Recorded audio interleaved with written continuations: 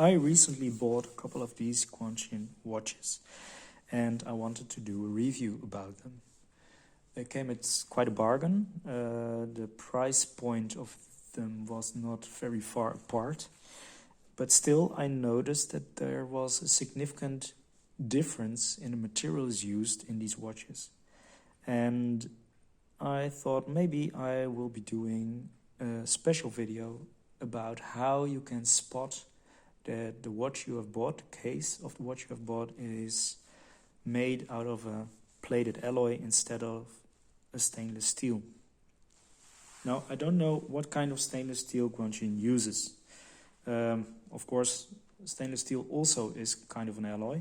So, yeah, I can't really tell. Maybe it's 316L, but it could also be something else. I don't know. But still, it always looks different than what you will get when you buy a plated alloy watch. Now, this one is probably made out of stainless steel, and this one is probably made out of a plated alloy. So, I will go by the telltale signs through the telltale signs by the numbers. And first, I want to speak about how this case seems to be molded. And you can tell by the dimples you will see in the lugs. The lugs have dimples more in the center, on the sides. Here you have the same thing. There's lug and there's a dimple in it. And you can even spot that there's kind of a dimple in the case as well. Notice the blue U. It's in the middle. It starts in the middle. So the outsides are flaring out a bit. Now, what happens when you cast a watch case out of some kind of alloy? You have your hot material, your hot metal. You cast it in a mold. Then, as it cools, the material contracts. And what you will get then is that it will contract more in the center than it will at the sides. So you will get these very specific dimples. Don't you have any dimples and such in other lugs? Yes, you also might have dimples in stainless steel cases, like this one. Here the lugs aren't even either, but it's of a different variety. It's not so centered. It's where there have been scar marks because of the grinder and they tried to work it out a bit but didn't finish it very well. So it's more of a striped variety, as you can see here on this side. Same on the other side. I mean, it's not an expensive watch, so you can't expect very much. And, well, I think you already get quite a lot for the money. At least I got quite a lot for the little money I spent because they came at a bargain price. But that's the first thing I would say is a telltale sign. The second thing is that if it comes with a bracelet, it's much more easier, at least when the bracelet is really stainless steel. This is supposed to be a stainless steel bracelet, and I really believe it. If you look at the color difference between the bracelet or the end link, and the lug, then you see that the end link is grayish brown compared to the lug. The lug is more silvery, might even be a little bit more bluish, but at least it's more silvery. It's a lighter color tone than what you would have with the other one. If it doesn't come on a bracelet, then notice that almost all alloy watches come with a stainless steel caseback. And why is that? Well, a stainless steel caseback is important because most of the plating that's used isn't anti-allergenic. And to give it some anti-allergenic properties, At least if you have the back of the watch that, of course, is against the skin, made out of a stainless steel, you will address that problem somewhat. Notice how the lugs are of a different color, although it's a little bit harder to see because of the angles, than the case is. At least you see the grayish brown tone of the stainless steel case back, and here you see the silver case.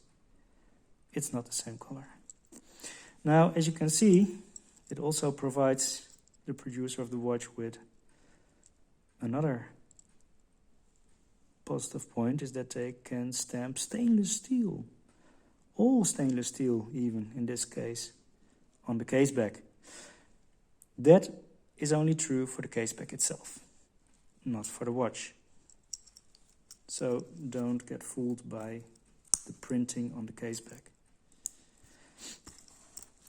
So that's the second thing. The third thing, I don't know for sure whether these are through for alloy cases, so I will go to another one first. The first thing, also quite interesting, is if you look at the bezel of this watch, it is a high polish. The inside of the bezel is just as polished as the outside. I have another case that is definitely made out of an alloy, and it has the same. It's also of a very highly polished nature inside the bezel. Now, if you have milled cases, if you mill out a case, you get these ridges. And therefore, it has been brushed, but sometimes it might even be polished, I don't know. But most inexpensive watches have an inside like this. A little bit shiny, but not too much, and more of a brushed finish. I even have a Seiko with me at the moment, so it's the same. There's also one of the reasons why I expect that the other Guanchin I have, this one, is also stainless steel. Although I don't know for sure.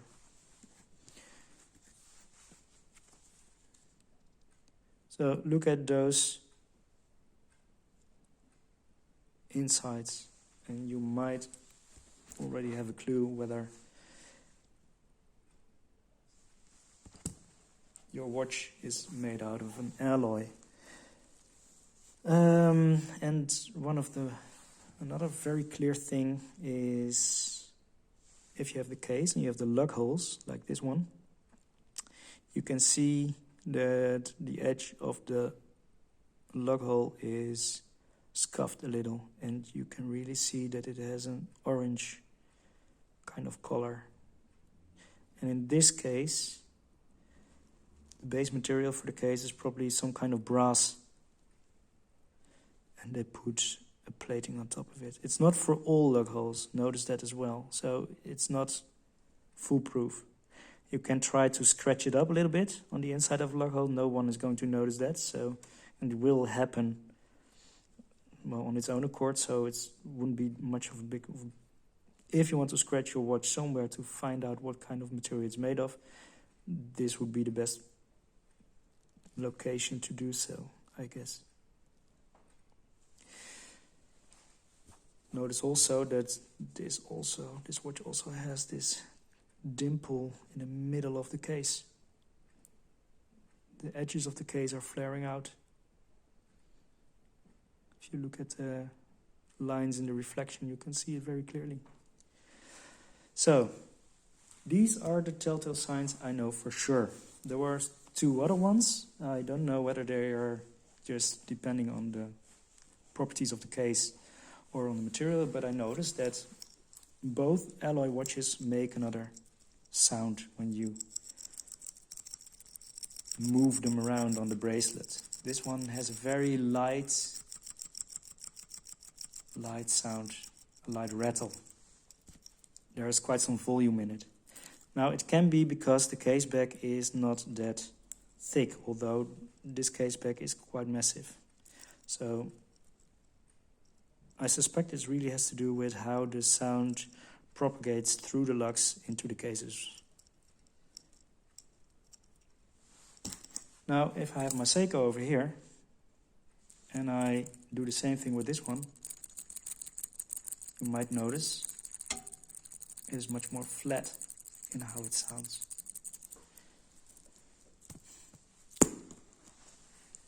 Of course, it's also rattly, but it's of a different pitch. I had another thing like that